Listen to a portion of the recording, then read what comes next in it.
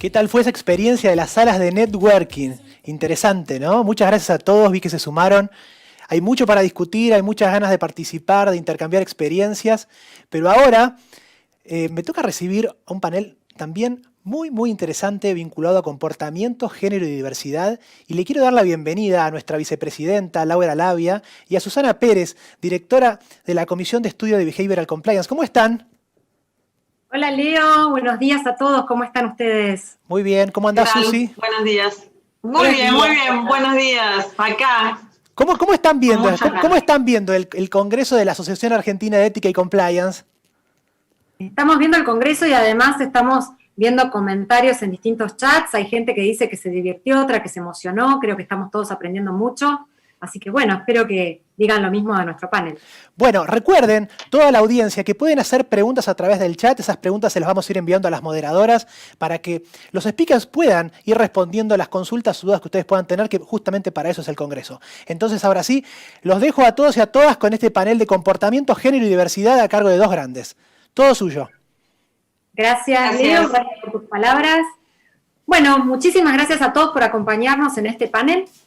Creemos que si vamos a hablar del compliance del futuro, no podemos dejar de hablar, por supuesto, de diversidad, de género, de inclusión. Ya está, listo. Y en general tendemos a pensar que en el futuro las cosas van a ser distintas, que van a cambiar, y por ahí, en muchos casos, nos vamos a encontrar con otros desafíos distintos a los que tenemos hoy. Ya hay mucha gente pensando en todo eso. Pero necesariamente todos esos cambios en los que pensamos, que afectan a la sociedad, que afectan a las organizaciones, parten de cambios en los individuos. Y para eso necesariamente la ciencia del comportamiento es un elemento esencial. Por eso, cuando pensamos en cómo abordar esta temática en este congreso, se nos ocurrió esta simbiosis entre diversidad, género e inclusión y behavioral. Y acá estamos con Susana para hablar un poco de eso. Somos muchos en este panel, tenemos muchas cosas interesantes para contar. Así que bueno, ya le paso la palabra a Susana. Les digo que, como dijo antes Leo, dejen todas sus preguntas en el chat. Al final vamos a destinar unos minutos para contestarlas. Y Susi, todo tuyo. Y largamos. Muy bien. Muchísimas gracias, Laura. Muchas gracias, Leo. Muchas gracias a todos los que están escuchándonos, a los panelistas que han trabajado con nosotras para armar todo este tema de discusión tan importante, ¿no? Porque cuando uno quiere plantear esto en el futuro, la pregunta es: ¿qué estoy haciendo hoy para que en el futuro haya un cambio? Y lo primero que queremos hacer es empezar a hablarlo, empezar a plantearlo, empezar a ver qué herramientas tenemos hoy para ir aplicando ahora en el futuro, cómo lo podemos ver. Y para ello pensamos junto con Laura este panel que va a tocar los diferentes temas, la problemática, las herramientas que podemos llegar a utilizar y finalmente también vamos a tener una experiencia en concreto. Y ese es el inicio, y bienvenidos a todos, y vamos a empezar a hablar con Erika. Erika, bienvenida. Les cuento que Erika Lanfranchi es licenciada en Comunicación Social, es creadora de la comunidad Mi Vida con Faustina y se desempeña en temas de comunicación, inclusión y discapacidad en la Universidad Nacional de Quilmes. Bienvenida, Erika, y muchas gracias por estar. Y bienvenida al resto de los speakers también. Sí, ahí nos estamos viendo todos. Muchas gracias por la invitación. Es un placer estar aquí. Muy bien. Bueno, hemos estado hablando de este tema previamente mientras lo íbamos pensando, ¿no? Así que directamente arranco con la primera pregunta. Y ¿cómo pensás que se puede proyectar un compromiso ético de inclusión laboral de personas con discapacidad, Erika? Bueno, la verdad es que lo primero que creo que hay que hacer es romper un poco con la brecha entre el deber ser y lo que es en realidad. Muchas empresas ni siquiera tienen políticas de inclusión laboral. Digamos que es un desafío importante hacia el futuro e incluso en el presente, ¿no? Digamos, lo primero que yo diría, la primera clave es terminar o acortar, tratar de acortar lo más posible esta brecha entre lo que una política de inclusión laboral debería ser y lo que está sucediendo realmente en la realidad. Yo estuve a cargo de un proyecto de Naciones Unidas, por ejemplo, les voy a contar una anécdota, de impacto académico en la Universidad Nacional de Quilmes, y tuve la oportunidad de hacer encuestas. En el año 2017 me sumé al proyecto de investigación que se llamaba Estrategias Innovativas Empresariales, que estaba a cargo del profesor del magíster Rodolfo Ziegler, y tuve la oportunidad de preguntarle a dueños, empresarios y personas que ejercían, digamos, mandos de gestión medianos y altos de unas 250 empresas del sector vitivinícola de Argentina y de Chile, si conocían los derechos de las personas con discapacidad y si tomarían entre sus empleados a una persona con discapacidad. Bueno, sorprendentemente todos contestaron positivamente, que sí, por supuesto conocían todos los derechos y que tomarían sin duda alguna a una persona con discapacidad en un puesto laboral. Sin embargo, cuando fuimos a la realidad, esto en teoría, ¿no? Cuando fuimos a la realidad, ninguna de estas empresas contaba con una persona con discapacidad en un puesto laboral. Como forma, ahí nos dimos cuenta que estaba esta brecha, ¿no?, entre el deber ser y lo que era en realidad.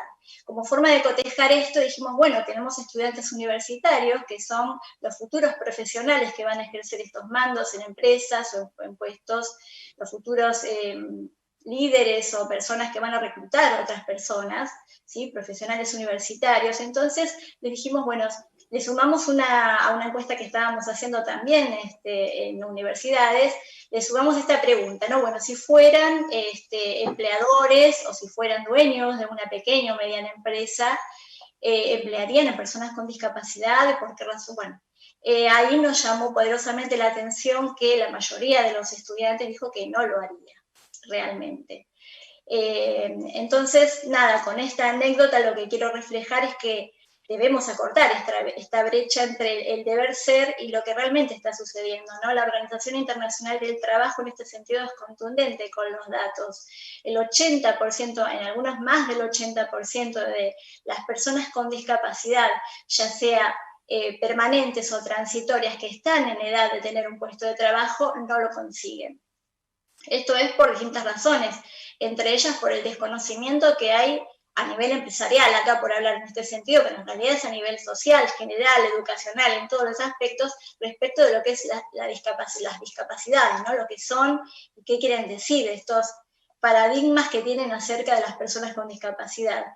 El comportamiento ético de hacer posible la inclusión de estas personas tiene que ver con dejar de creer, por ejemplo, que están haciendo caridad con las personas con discapacidad. O que están haciendo beneficencia, ¿no? Cuando en realidad las personas con discapacidad tienen derecho a trabajar y pueden hacerlo en igualdad de condiciones que los demás. Lo único que necesitan son, primero, que los vean diferente, ¿sí? Es decir, dejar de considerarlos por su discapacidad y empezar a verlos como personas que tienen habilidades para el trabajo. Y digamos que son personas que a lo mejor tienen desafíos como habilidades sociales que no tienen, ¿sí?, porque podemos encontrarnos con esos, pero pueden aprenderlas, y que si le damos la oportunidad y el lugar, tienen la capacidad, digamos, en un contexto de inclusión laboral, en un contexto que pueda ser visto como con apoyos y recursos para ellos, pueden ejercer perfectamente un trabajo. Este deber ser, digamos, como ya debería ser como una exigencia inexcusable de las empresas, debería imperar en una cultura organizacional como un valor primordial, ¿no?, que es aceptar que todos somos diversos, ¿no?, aceptar esa diversidad como un valor primordial. Gracias, Erika. Entonces, nos hablabas de esta brecha, ¿no? Con lo cual, en definitiva, para hablar de inclusión, lo que hace falta es acortar estas brechas y realmente generar espacios donde podamos hablar realmente de diversidad y exclusión. ¿Cómo es ese camino, entonces? Bueno, el reto es complejo, ¿no? Digamos, el desafío es difícil, los retos son difíciles en este sentido, y yo creo que estamos, no sé si lejos, porque los cambios suceden muy rápidos, pero bueno, los procesos y los cambios culturales llevan su tiempo, hasta que se instale un nuevo paradigma, digamos, o estos procesos realmente se vean en las prácticas, y bueno, sí, va a llevar un tiempo. Lo importante es que están en camino, digo yo, ¿no? Digamos, El reto también es que vayan las empresas deconstruyendo estos paradigmas que tienen acerca de lo diverso, acerca de lo distinto, acerca del otro, acerca de la discapacidad, ¿no? Romper estos mitos y prejuicios que yo digo, mediante los cuales, por ejemplo, ¿por qué pensaríamos que una persona que tiene ceguera no puede trabajar en una computadora si usan software y programas de lectura de los contenidos? Puede utilizar perfectamente sus herramientas, sus conocimientos, puede estar formada, pero bueno, hay muchos prejuicios y muchos mitos en relación a las discapacidades que tienen las personas, justamente porque estamos viendo los diagnósticos y la discapacidad, ¿no? No estamos viendo las habilidades que puede llegar a tener una persona para desempeñar un trabajo. Cuando una empresa contrata a una persona cualquiera, sin discapacidad, lo que se fija es que sea idónea en su puesto de trabajo, que sea idónea en la relación con los demás, que sea idónea en función a las metas que tiene la organización o la institución o la empresa. Pero bueno, esto no les asegura nunca que no haya conflictos, porque los conflictos son inherentes a las relaciones humanas, ¿no? Bueno, pensar en una persona con discapacidad es lo mismo, quizás pensamos, uy, pero va a ser difícil, va a haber conflictos, y como todos, ¿no? Como todas las personas que lo tienen. Lo que pasa es que está normalizado, digamos, que se muevan dentro de ciertos parámetros, y a lo mejor una persona con discapacidad necesita otras cosas. Acá es importante tener en cuenta que para que sea exitosa, para que haya un compromiso de inclusión, no es solamente darle el puesto, como decimos, no tener la oportunidad de generar ese empleo para la persona, sino sostenerlo. ¿Cómo lo sostengo? Todas las personas con discapacidad en general necesitan apoyos y los ajustes razonables para desenvolverse en el mundo laboral o en cualquier otra dimensión, ¿no? En este caso, por ejemplo, ¿por qué pensar que una persona en silla de ruedas no puede trabajar o no puede ejercer una profesión? Simplemente ahí lo único que necesita es este ajuste razonable, es razonable, ¿no? Lo que estamos pidiendo, que es, bueno, a lo mejor un espacio adecuado para que pueda moverse con su silla de rueda, ¿no? La infraestructura adecuada, una cartelera un poquito más baja para que llegue a leerla. Una persona con síndrome de Down no puede trabajar porque tiene discapacidad intelectual. Bueno, puede hacer muchísimas cosas en un entorno favorable, por supuesto, con los apoyos que necesita y con esos ajustes razonables. O sea, podemos pensar que a lo mejor necesita otros tiempos para responder una consigna, otros tiempos para aprender el trabajo que tiene que hacer, digamos, procesos donde se vaya complejizando de a poquito, en partes, en etapas, las tareas que tiene que realizar. Pero eso no quiere decir que nunca va a poder ser autónomo en su trabajo, incluso cualquier persona. Una persona con autismo o con trastornos sensoriales quizás no tiene ninguna discapacidad intelectual, no le estamos dando la oportunidad de trabajo y lo único que necesita es tener un lugar donde se puedan minimizar todas aquellas informaciones sensoriales que pueden perjudicarlo, ¿no? Es decir, nada, pensar que no es cuestión de solo de darles un empleo o un puesto de trabajo y después, bueno, dejarlo a la deriva, ¿no? Sino que necesita realmente de un compromiso ético para brindar las ayudas que esa persona necesita para cumplir con su trabajo, porque pueda acceder al empleo y a lo mejor después ser excluido de su grupo, de sus compañeros. Hay una cultura de exclusión o de discriminación, y si no encuentra los apoyos, realmente va a encontrar dificultades para realizar su trabajo. Es eso, tener en cuenta que necesitan ajustes que son necesarios, apoyos, y son razonables para los desafíos que estas personas tienen, pero que en un contexto adecuado tienen muchas habilidades y pueden desarrollar muchas potencialidades para el trabajo. Bárbaro, Erika, la verdad que es muy interesante lo que vos planteas, porque no estás planteando un evento que es la inclusión, contrato, sino un proceso y un proceso de cambio.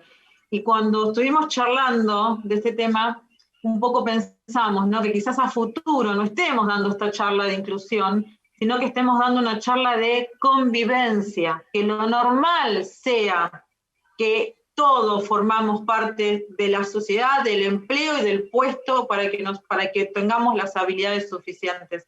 Entonces, que sea de convivencia y no ya pensar en inclusión. ¿Vos cómo pensás o pensás que esto puede pasar a futuro? ¿Ves algo que hoy en día nos esté preparando para esto? Bueno, sí, sin duda, tal cual. Yo pienso que, si bien, ¿se escucha bien? Sí. Ah, está bien. Yo pienso que, bueno, falta mucho, ¿no? El desafío es grande, pero sí, sin duda vamos a llegar a hablar de convivencia, porque estamos aceptando, digamos, es un proceso largo, como lo decía recién, ¿no? Pero yo creo que vamos a poder hablar de convivencia a pesar de las diferencias o justamente con lo diferente, ¿no?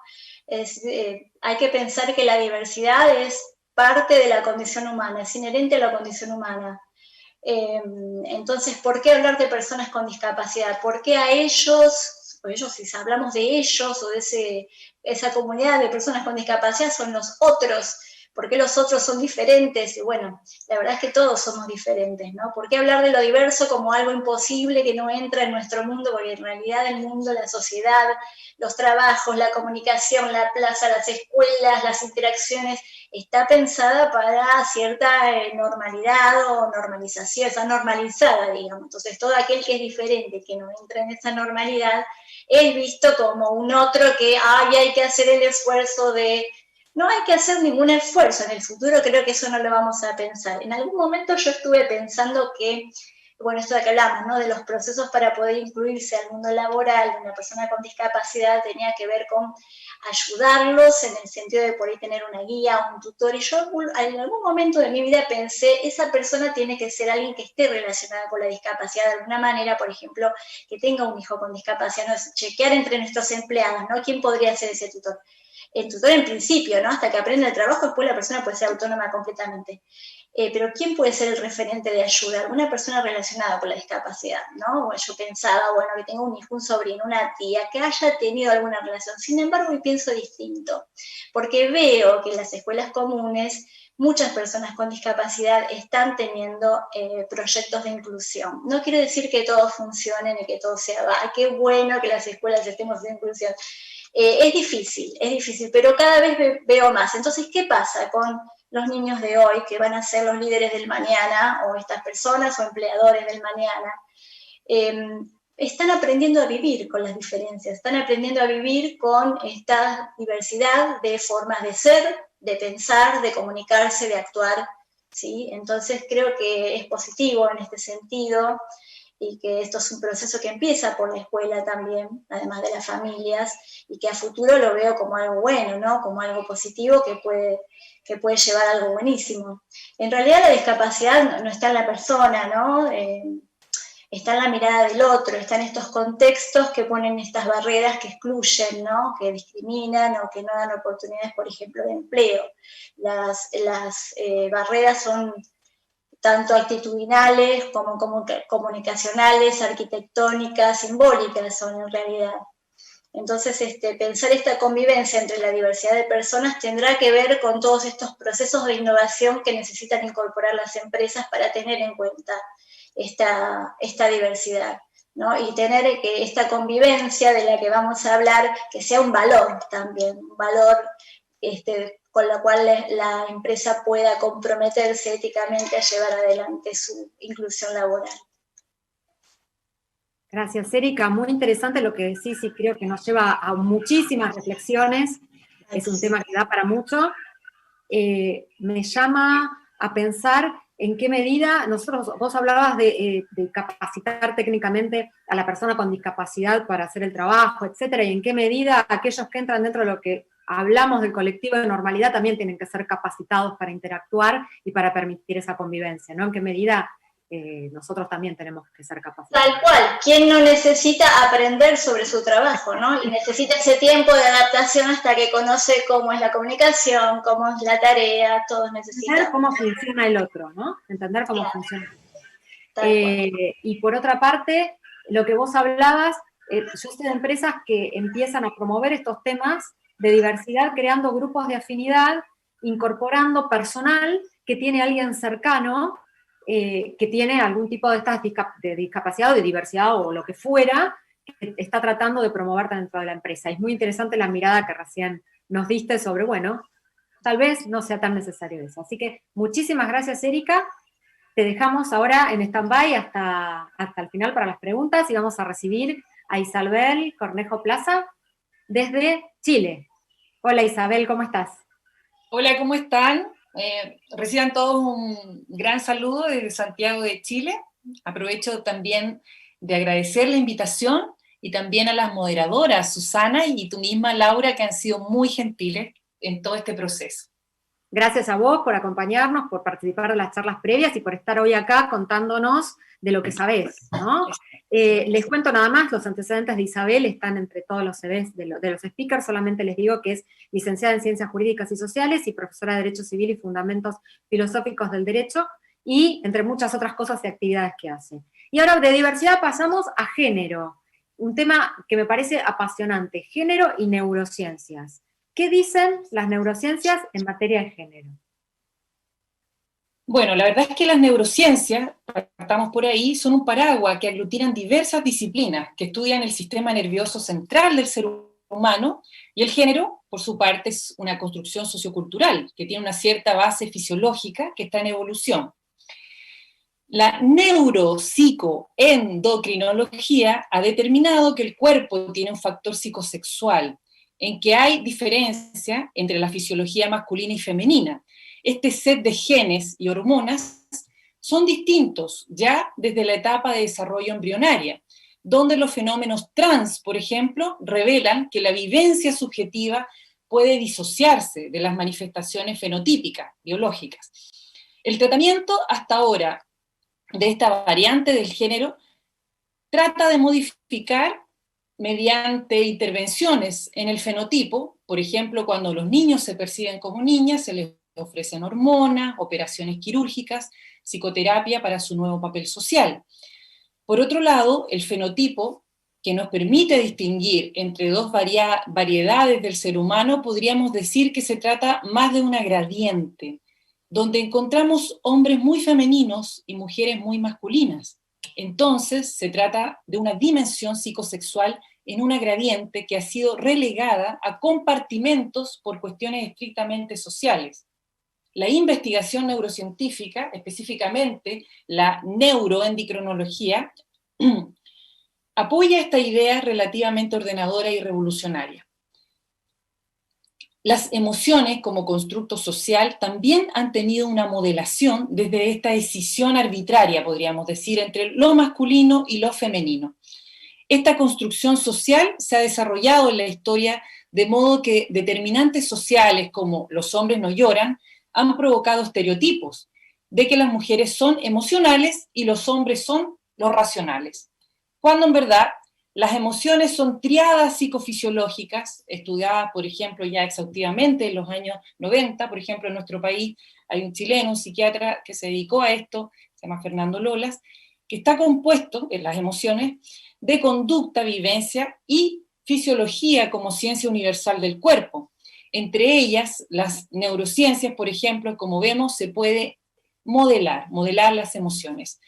Entonces, no hay emociones típicamente femeninas ni típicamente masculinas, si queremos, dentro de la neurociencia propiamente tal, sino que es una construcción sociocultural, ni existe una decisión, emoción, razón. Más bien todo comienza con un impulso emocional al cual la razón trata de encauzar, por así decirlo. Como señala el psicólogo Jonathan Haidt, acá tengo un libro de él, lo publicó en el 2020, recientemente, en español, él dice, en una metáfora muy cierta, la mente está dividida como un jinete en un elefante, y el trabajo del jinete es servir al elefante. Las emociones son el elefante, y la razón el jinete. Eso podríamos decir a grandes rasgos. Muy, muy interesante saber lo que nos planteas. Me encanta a mí el tema de neurociencias y como vos lo estás planteando, esta mirada. Y te quería preguntar, vos hablaste de pensar de lógica y emociones. ¿Qué pasa con la autonomía moral en relación a los géneros? Bueno, vamos a hacer un breve raconto hacia los filósofos morales. Por ejemplo, tanto Aristóteles como Kant, ¿no es cierto?, asumieron que la mujer era psicológicamente incapaz de ser completamente moral, ¿no? Estaba en la categoría de los niños. A la inversa, John Stuart Mill y Carol Gilligan argumentaron que la mujer poseía la misma capacidad moral que los hombres, pero que sin embargo las mujeres estaban influenciadas psicológicamente por determinados roles de género y expectativas. La neuroética, que es la rama de la ética que estudia los centros morales en el cerebro y el sistema nervioso central, que se llama neuroética fundamental, y la neuroética práctica o neurobioética, que es aquella que estudia cómo se llevan a cabo las investigaciones del sistema nervioso central, también posee una rama feminista, por así decirlo, que utiliza estos análisis de género para sus exploraciones teóricas. Una interesante aproximación es la de la feminista Peggy de Sutter, quien examina si existen y en qué grados diferencias entre sexo y género en los juicios morales, el comportamiento y determinados rasgos psicológicos entre los diversos géneros. Ella concluye que la mayor parte de los rasgos de comportamiento que distinguen a los géneros se basan más bien en características psicológicas enraizadas en ambientes culturales. Por ejemplo, un ambiente opresivo y machista puede motivar de manera negativa tanto a hombres como a mujeres, lo cual no dice relación alguna con diferencias biológicas determinantes.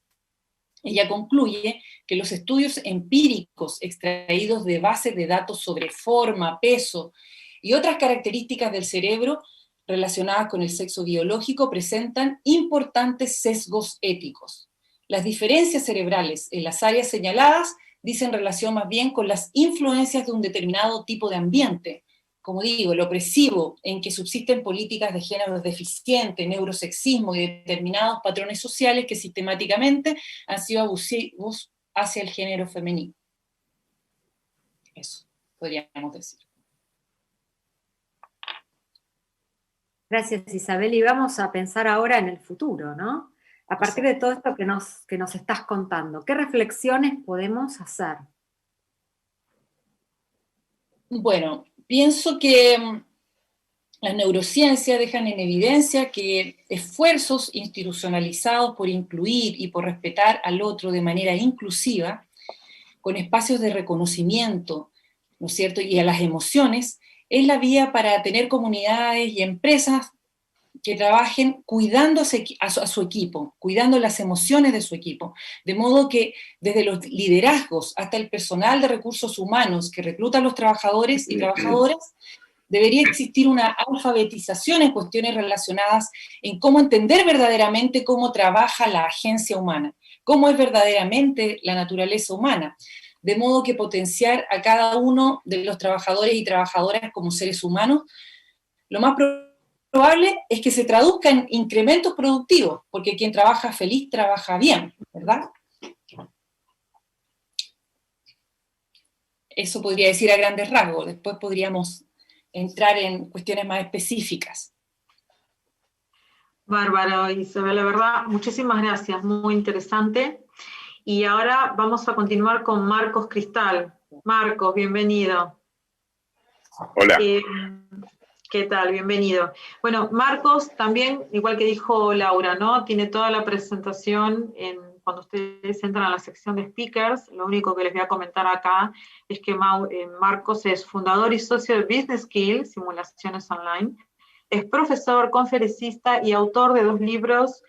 Uno de ellos me pareció genial, el de inteligencia lúdica, lo estuve leyendo, el otro lo tengo que conseguir.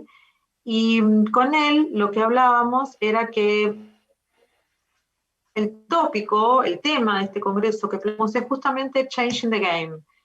Y creemos que en materia de juegos y aprendizajes tenés muchísimo para aportar en este panel, ¿no? Nos gustaría que nos comentaran sobre las herramientas y tecnologías que desarrollan ustedes, y en particular, cómo impactan en cuestiones de inclusión y género, que es el tema central del panel, Marcos. Perfecto, muchas gracias Susana, gracias Laura, un gusto estar con todos ustedes y todas. Básicamente, hablando de Changing the Game, creo que la palabra game o la palabra juego da para muchísimas aplicaciones e interpretaciones, y hay una distinción que hizo un autor hace ya más de 20 años y que yo retomo y analizo en mi libro justamente Inteligencia Lúdica. El autor se llama Kars, y él hablaba de juegos finitos y juegos infinitos. Y decía que un juego finito, que nosotros los latinoamericanos conocemos muy bien, como es el fútbol, tiene reglas claras, tiene equipos que todo el tiempo son los mismos equipos los que participan, los que juegan, empieza y termina el juego en un cierto momento, y hay alguien que gana, alguien que pierde, y está claro cómo se gana y cómo se pierde. Ese es un juego finito. Pero en la vida cada vez más nos enfrentamos a juegos infinitos. ¿A qué llamamos juegos infinitos? Bueno, las relaciones humanas, los negocios, el aprendizaje son juegos infinitos. ¿Qué quiere decir?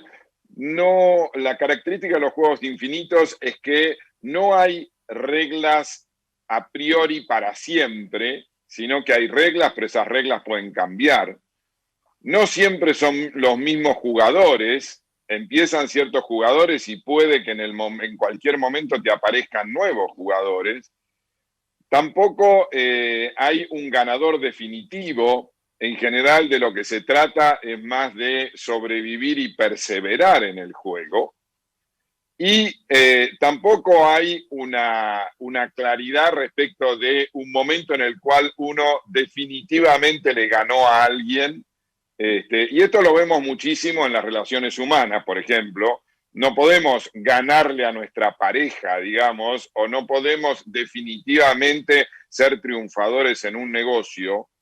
Y lo mismo pasa con el aprendizaje. Aprendemos un montón de cosas, pero eso no significa que ya hemos ganado la batalla. El aprendizaje es permanente, cambia todo el tiempo. De esto para mí se trata cuando hablamos de educación, cuando hablamos de aprendizaje, y en particular para el tema de inclusión y género.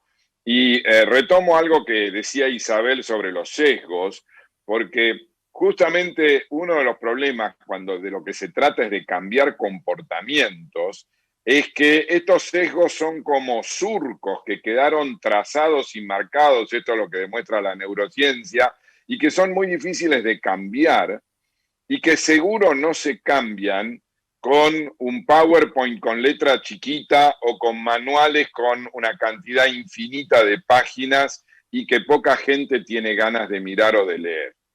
El comportamiento se cambia haciendo, y nuestra filosofía, la de mi libro, la de todo lo que yo hago, tiene que ver con generar espacios para aprender haciendo, con desafiar a la gente a tomar decisiones en circunstancias muy parecidas a su vida real, con todas las contradicciones, las tensiones de la vida real, y ahí, y con una buena reflexión, ahí aprender.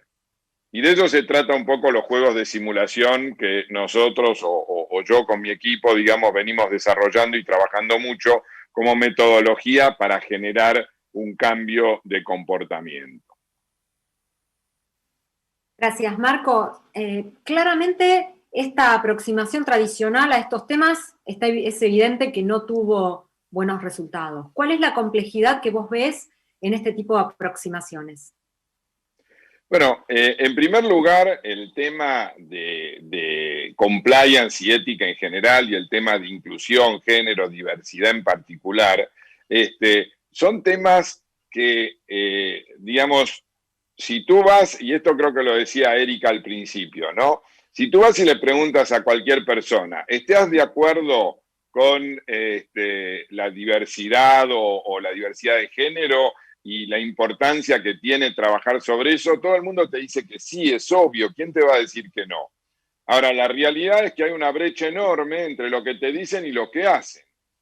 Y eso lo mostraba recién Erika en el estudio que se hizo. Y en ese sentido, resolver esa brecha implica generar espacios en donde uno ponga en juego por qué la gente dice una cosa y hace otra. Y no es que la gente es mala por naturaleza, es que en el mundo en que vivimos hay un montón de tensiones, de intereses contrapuestos que hacen que un empresario diga, me es mucho más fácil trabajar con lo que es mi modelo mental y no tener que preocuparme de ver cómo incluyo a otra gente o tengo que preparar a alguien para preparar a esa persona, etcétera, etcétera. Entonces, por eso yo digo que lo más importante es hacer a la gente Y hoy la tecnología permite crear entornos en donde tú desafías a los participantes con situaciones reales del día a día. Y doy algún ejemplo concreto, y tengo varios, pero empiezo por alguno. Digamos, una empresa que le dice a las personas que el tema de la transparencia es fundamental frente a los clientes y que uno tiene que aplicar una idea de transparencia total y aclararle a los clientes, por ejemplo, en un banco, todas las cuestiones de la letra chica. Ahora, al mismo tiempo, faltan 3 días para que termine el mes y el jefe de ventas del equipo de ventas reúne a ese equipo y le dice, tenemos que hacer lo que sea para llegar a los números a fin de mes.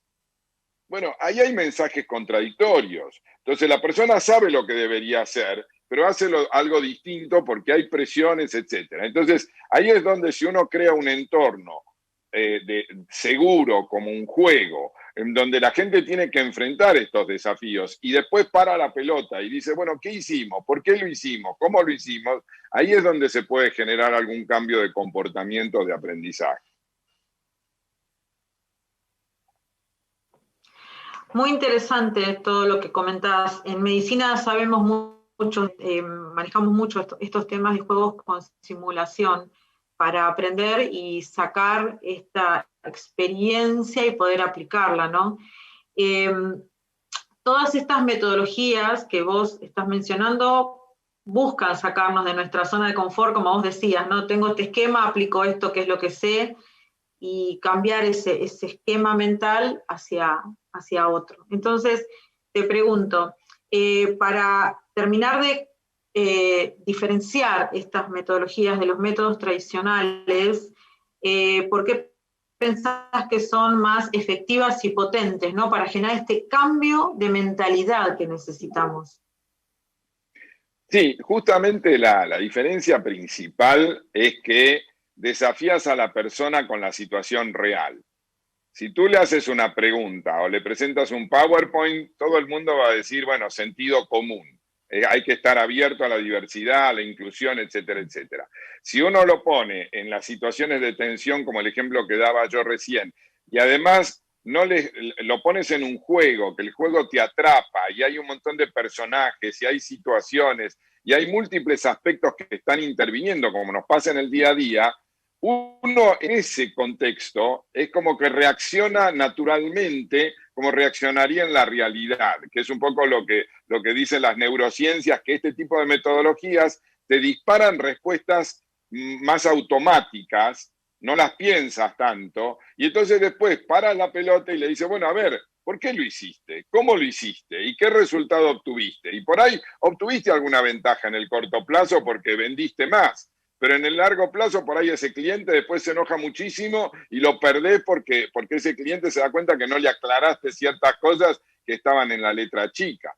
Entonces, esto de crear entornos que la tecnología hoy permite, emular el día a día, desafiar a la persona con la realidad y la complejidad de la realidad, y después parar la pelota y ponernos a reflexionar, que es otra cosa que no hacemos generalmente, de parar la pelota y ponernos a reflexionar con nuestros pares. Bueno, ¿por qué hacemos las cosas de esta manera? ¿Hay manera de hacerlo distinta?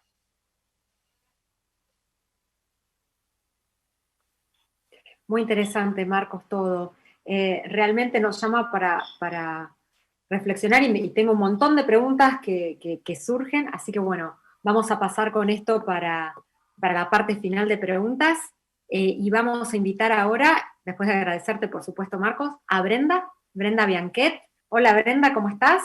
Hola Laura, ¿cómo estás? Hola a todos los panelistas, las y el panelista que nos acompaña. Con Brenda vamos a abordar la perspectiva desde la empresa. Brenda es licenciada en asuntos, perdón, es licenciada en Relaciones Públicas y se desempeña como gerente de asuntos públicos y legales de L'Oréal. L'Oréal es una empresa muy particular porque es una empresa que está muy involucrada en temas principalmente de género y con una particularidad que charlábamos con Brenda. Necesita incorporar hombres. Así que bueno, Brenda, ¿qué te parece si empezamos a charlar un poco? Y me gustaría que nos cuentes desde tu visión qué te parece que las empresas pueden aportar en estos temas de género. Igualdad. Bueno, primero Laura, quería solo aclararte algo. Yo solo soy gerente de asuntos públicos y advocacy, no de legales. Legales es Sí, me hicieron abogada. No, por el momento solo las relaciones con el gobierno. La doctora Kurchan es nuestra gerente de legales de L'Oréal. Trabajamos mucho en conjunto, ¿no? Son áreas que van de la mano. Pero bueno, sí, es como vos decís, Laura, la verdad que a nosotros nos pasa como compañía, y si querés te doy algunos números de Global que los tengo acá anotados de machete para entender cómo en el grupo las mujeres representan el 70% de la fuerza laboral a nivel global, y ahora voy a datos de Argentina también, El 54% de los miembros del board a nivel global son mujeres, el 30% son miembros de comités ejecutivos, que en realidad está dividido en 4 divisiones distintas, que es como tener 4 empresas en una. El 54% de las mujeres cubren puestos de liderazgo, el 66% de las mujeres son gerentes generales de marcas a nivel global, el 64% managers a nivel global, el 46% son expatriadas, porque saben que en las carreras profesionales es complejo expatriarse siendo mujer, y que sea el compañero o la compañera, depende del modelo familiar que tengas, el que se adapte a otro país. Ahí ya tenemos otro de los sesgos que hablaba Isabel también. Y el 67% de las mujeres son promocionadas. ¿Y por qué lo cuento? Porque un poco nivela la conversación, y lo que nos pasa a nosotros cuando hablamos de la diversidad es que buscamos por la industria nuestra atraer en realidad talentos de varones. Nosotros decimos talentos a todas las personas que trabajan en L'Oréal, o que queremos que trabajen en L'Oréal, o que pretendemos. Así que ahí nosotros tenemos como ese desafío a la inversa, y por eso quizás para nosotros hay algo de normalidad en la manera de trabajar en una corporación, y por eso les traje el dato de expatriadas, que me parecía increíble para charlar, porque es al revés. Claro, mujeres que llegan a puestos de liderazgo, y en L'Oréal es muy normal ser expatriado, y cómo es eso en un modelo de aquella mujer que tiene un modelo familiar. Entonces, antes de ponernos como a hablar de puertas adentro de L'Oréal, un poco a mí me ponía a pensar con vos, Laura, cuando me decías qué es el rol de las empresas, ¿no? ¿Qué tienen que ocupar? ¿Qué pasaba con las empresas y género? ¿Y cómo se aplica? Y la verdad que creo que lo explicaron tan bien Marcos, Isabel, Erika, y ustedes en el panel, que vivimos claramente una revolución global, pero que es muy positiva, ¿no? Porque buscamos por primera vez, en algún punto, la igualdad de oportunidades entre la mujer y el varón, y que desde el ámbito privado el rol de la empresa es, para mí, y en esto es el compromiso, en mi voz y la voz de L'Oréal, que debemos participar activamente desde el ámbito privado en esta revolución, que se da en este momento de la historia, o sea que nosotros somos los protagonistas, pero que además está marcada por la diversidad, y por eso me encantó que el panel empiece con Erika. Incorpora a una universo digital, o sea, ya empezamos a incluir otras temáticas, ¿no? Pero también exige una mayor presencia por ahí en nuestra industria de varones, que era lo que vos me preguntabas.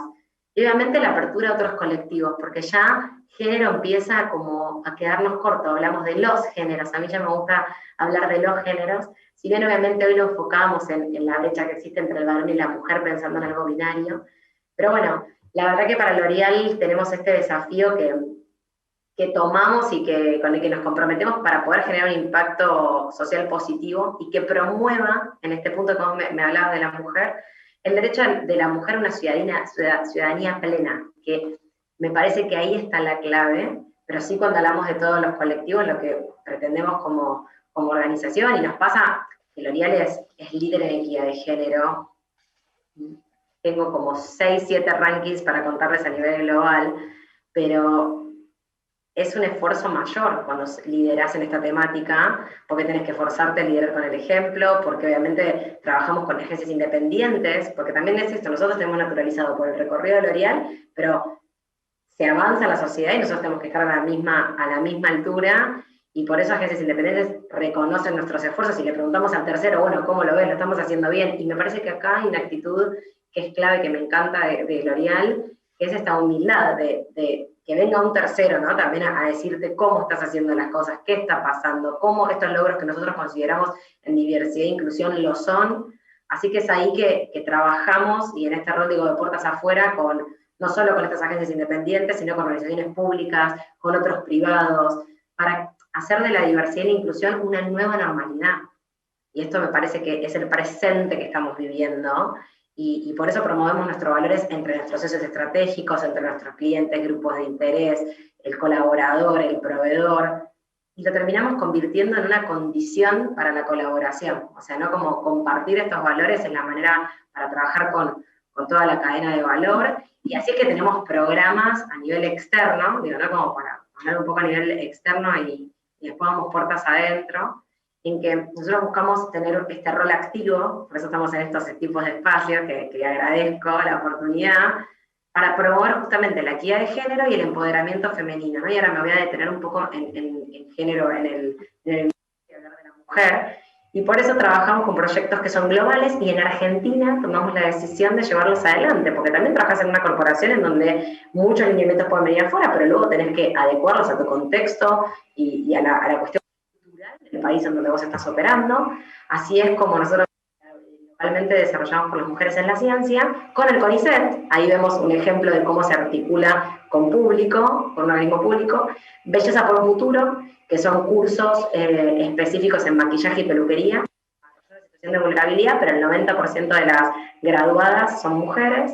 Eso lo articulamos con una ONG que se llama Fundación Pescar, y ahí un ejemplo con organizaciones de la sociedad civil, y además desarrollamos una iniciativa con la Embajada de Francia, específicamente con el Instituto Cultural, que es una muestra fotográfica e itinerante que se llama Mujeres Argentinas, retratadas por Arcourt, que es un estudio fotográfico francés, reconocido a nivel global, que son unos retratos en blanco y negro espectaculares, y elegimos a 40 mujeres destacadas de disciplinas de todo tipo, y acá también esto de mostrar la universalidad y cómo se destacaron de alguna manera en la profesión en la que estaban.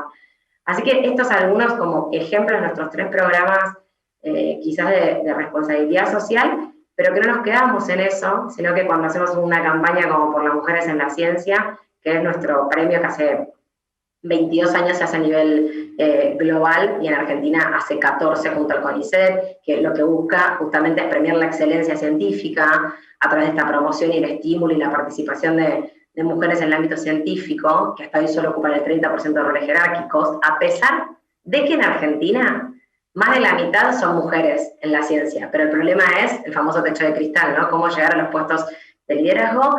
Y además del premio, nosotros hicimos una investigación con CIPEC para encontrar cuáles son estas problemáticas, cuáles son las barreras por las cuales las mujeres no llegan, y vamos a empezar a trabajar con ellos para empezar a intervenir en las políticas públicas. Digo, como de un programa de RCE que ya instala el tema en los medios, porque gracias al premio después están en todos los medios, entonces robamos la atención de los medios, como digo yo, para visibilizar, y acompañamos y rompemos con campañas como la de este año, que llamamos Estereotipas, justamente para mostrar los estereotipos de género y jugar con este lunfardo que en Argentina le decimos tipa-tipo para denominar a la varón y a la mujer. Que me gusta las redes y fueron excelentes. Ay, qué bueno que la viste, por eso la nombré, a ver si había alguna ahí que dice, sí, la estuve viendo, porque era llamar un poco la atención, cambiándole el nombre a una palabra, que es la palabra de la base de la desigualdad a nivel social, ¿no? De los estereotipos de género, al margen de que específicamente visibilizamos los datos de CIPEC en la problemática de la ciencia, de los estereotipos, como decimos nosotros en nuestra campaña, perpetúan la desigualdad, ¿no? Pero no solo eso, sino que quiero contarles una cosita más, es que este año lanzamos nuestros compromisos 2030 de sustentabilidad, se llama L'Oréal por el Futuro, nuestro programa. Ya veníamos hace 10 años trabajando con otro de los programas, pero específicamente dentro de uno de los compromisos, y que obviamente se acelera todo esto debido a la crisis sanitaria que provocó, imagínense, ¿no? Que no hace falta que lo diga, el cese de actividades en todo el mundo, nos dimos cuenta que esta crisis afecta mucho más a las mujeres. De hecho, si pensamos en cualquier desastre medioambiental, siempre las mujeres están más afectadas, y ahí es como dentro del programa de L'Oréal por el Futuro, L'Oréal for the Future, como le decimos en inglés, que incluye la cadena de valor a los terceros, y a este punto quería llegar, que es lograr colaborar con las problemáticas que hay medioambientales y sociales. Desarrollamos fondos de inversión. Uno de esos fondos que desarrollamos justamente fue destinar 50 millones de euros, se llama el Fondo para la Mujer, en donde vamos a hacer como algo así como un concurso global, en donde ONGs de todo el mundo pueden postular sus causas para poder recibir dinero de este fondo, y me parece muy interesante contarlo porque en el marco de una cadena de valor en donde estamos revisando nuestros propios objetivos y redefiniendo o transformando el negocio para respetar los límites planetarios, contribuir a la resolución de desafíos ambientales y apoyar a las necesidades sociales y ambientales urgentes, me parece algo también como clave dentro de ese marco, como las mujeres dentro de este programa de sustentabilidad tuvieron un rol tan primordial. Así que estas son algunas cosas como de puertas afuera de L'Oréal para contarles.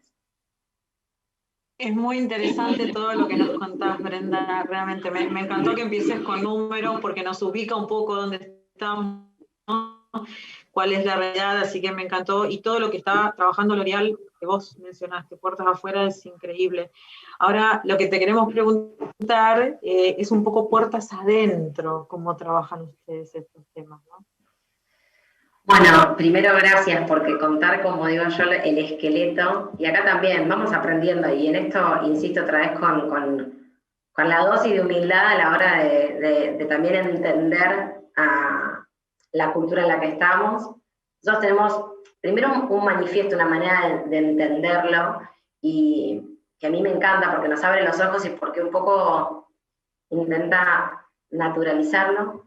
Y también que es parte de la cultura que viene de global, que un poco lo que cuenta este manifiesto y que nos invita es, primero entiendan que L'Oréal ya es diversa en sí misma, ¿no? Estamos hablando de una empresa global que tiene 34 marcas, ¿no? Que ataca todos los ejes de belleza, le habla a todo tipo de consumidor, entonces ya en sí misma, en su génesis, es diversa. Y por eso nosotros lo que decimos primero puertas adentro es que cuando aceptamos y valoramos a personas de cualquier cultura, antecedente, sexo, estilo de vida, que piensen que nosotros trabajamos todo el tiempo con expatriados que van, vienen, hace mejor a las empresas. O sea, nosotros consideramos que somos una mejor empresa por eso y porque hace la comunidad más fuerte, que este equipo diverso, con perspectivas diversas, es más propenso a comprender las diferentes ideales de belleza, y ahora sí entro en mi rubro, ¿no? Digo, y obviamente tomar las diferentes oportunidades que se te ofrecen. Por eso consideramos que la diversidad y la inclusión alimentan a la innovación en el negocio, a la inspiración, a la ambición que nos ayuda a crear la belleza que mueve el mundo, como decimos nosotros, y que por eso nosotros tenemos como algo muy, muy peculiar para mí, que es que cuando L'Oréal crea estos productos para personas de todos los ámbitos de la vida alrededor del mundo, que es un poco para ubicarnos otra vez en lo que estamos hablando, queremos garantizar que nuestros productos cubran las necesidades de cada tipo de belleza en cada cultura. Los miembros de nuestros equipos tienen que ser tan diversos e inclusivos como el mundo en sí. Y es ahí que, por ejemplo, en L'Oréal Argentina desarrollamos, para contarles recién este año, pero porque nos dimos cuenta que nos quedábamos cortos hablando solo de género, realizamos un comité de género, diversidad e inclusión, compuesto por 30 colaboradores. Esto era una convocatoria muy optativa, así que 30 colaboradores de casi 600 que somos en L'Oréal Argentina, verán que es interesante. Hicimos los 3 ejes de trabajo, pusimos a los sublíderes de cada una de estas temáticas, que ya nos trajeron el plan de acción, ya fue presentado al comité ejecutivo que lo aprobó. Lo cuento porque a veces es el comité y parece que es la charla de catarsis. No, esto fue muy concreto, action plan aprobado por el comité, y dentro de esos términos, que esto de buscamos aliados, en Argentina nos asociamos con ONU Mujeres a nivel global. L'Oréal ya lo había hecho, en este programa Ganar Ganar, que para los que no lo conocen es un autodiagnóstico y te ofrece un plan de trabajo muy interesante y es gratuito, y para nuestra mirada, la verdad que nos asombramos para bien, que obtuvimos un resultado del 58%, cuando el bench, para que se den una idea, los puntajes en Argentina es del 26%, así que para nosotros fue un buen comienzo de, bueno, estamos haciendo las cosas bien, puertas adentro, ahí terminan todas las políticas y demás.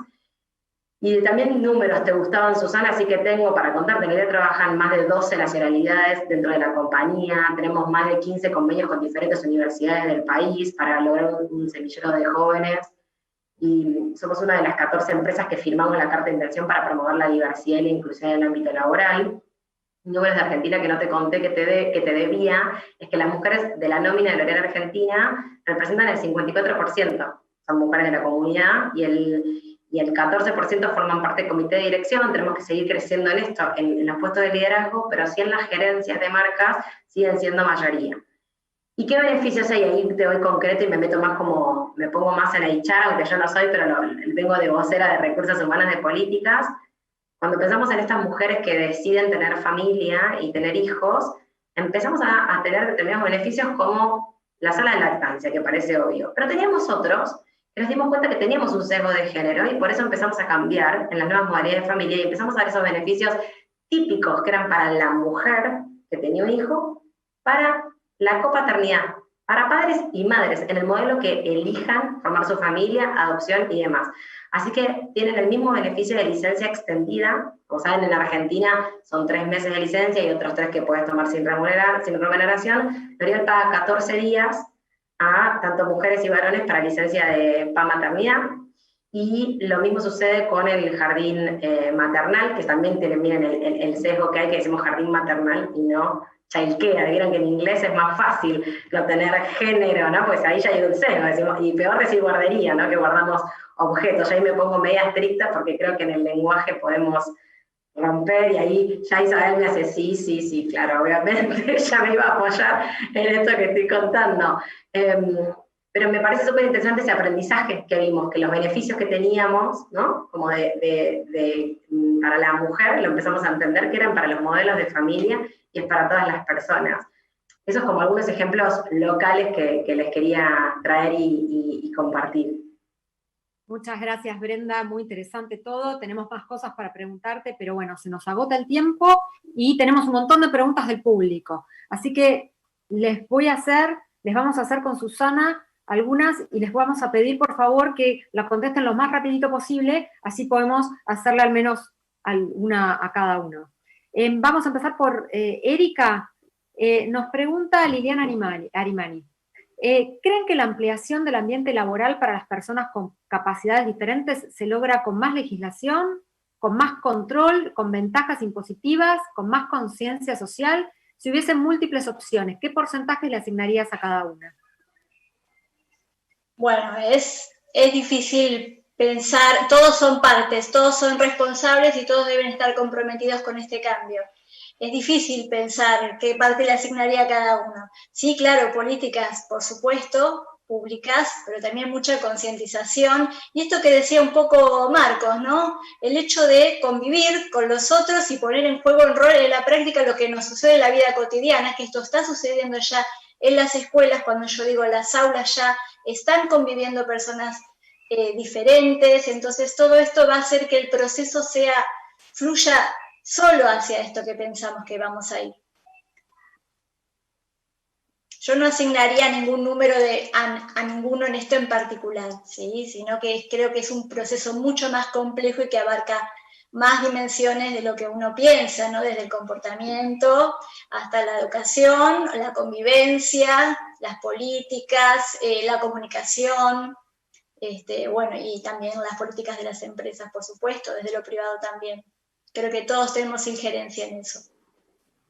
Bárbaro, Erika. Bueno, ahora tenemos una pregunta para Isabel. Isabel, José Luis Hernández de México nos pregunta, ¿cómo podría utilizar una empresa las aportaciones de las neurociencias? Bueno, podría utilizarla de muchas maneras diversas, por ejemplo, incluyendo en su organización una alfabetización constante y de afirmación positiva respecto de los sesgos, por ejemplo, propios de género. Primero visibilizarlos, también tener políticas, ¿no es cierto? Un protocolo que se cumpla, que se converse, los juegos de rol al interior, circle time, no sé cómo se llaman, o sea, cuando todos se miran y se conversan y se conocen, se reconocen. En el fondo, bueno, también, por supuesto, entender que las emociones, o darle importancia a las emociones, de manera de que no se sigan perpetuando esos sesgos, sino que realmente se haga una cultura institucional de, en el fondo, dignificación del otro, más allá de los géneros propiamente tal, ¿ya? Donde se reconozca esa neurodiversidad de la cual habla Erika, de la cual estamos todos de acuerdo, por ejemplo. Porque así, por ejemplo, también entenderíamos que los liderazgos no son solamente o femeninos o masculinos, sino que, como dije, existe una gradiente en el cual todo sujeto agencial puede participar perfectamente de lo femenino y de lo masculino, no habiendo una arrogancia de uno por sobre otro. Eso, por ejemplo. Muchas gracias, Isabel. Vamos a Brenda. ¿Qué reflexiones hacia el futuro, muy cortitas, muy puntuales, nos podrías compartir sobre estos temas que estuvimos hablando? Bueno, que pienso en un futuro en donde la igualdad ya es un hecho. Entonces, pienso en un futuro en que no tengamos que tener paneles de género. Pienso en un futuro en donde realmente se termine el pensar en pelear por igualdades de géneros y diversidad, en donde haya una igualdad ya dada, no importa el estilo de vida o la situación de salud que tengas, y que no sea una condición para que te traten de diferente.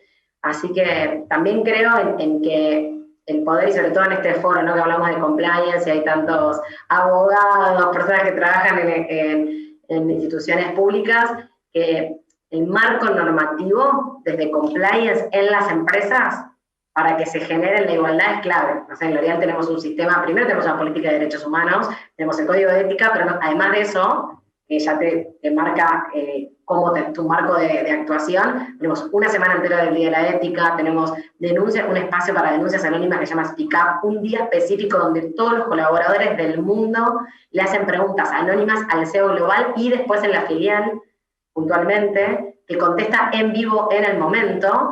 Y este espacio de denuncias anónimas, por ejemplo, de todo tipo, no lo llevo a género, pero si imagino el futuro, creo que es clave el rol del Estado. Para mí, la generación de leyes, lo que termina generando eso es un cimiento para la igualdad.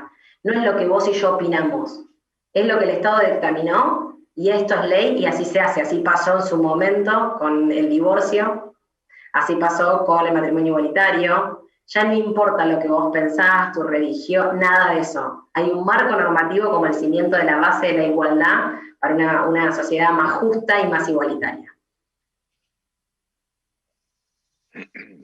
Bárbaro, muchas gracias, Brenda. Y Marcos, te hago una consulta que también nos han hecho llegar, ¿qué te piden las empresas en materia de gaming, ¿no?, de juegos, para tratar estos temas? Miren, es muy fácil de imaginar.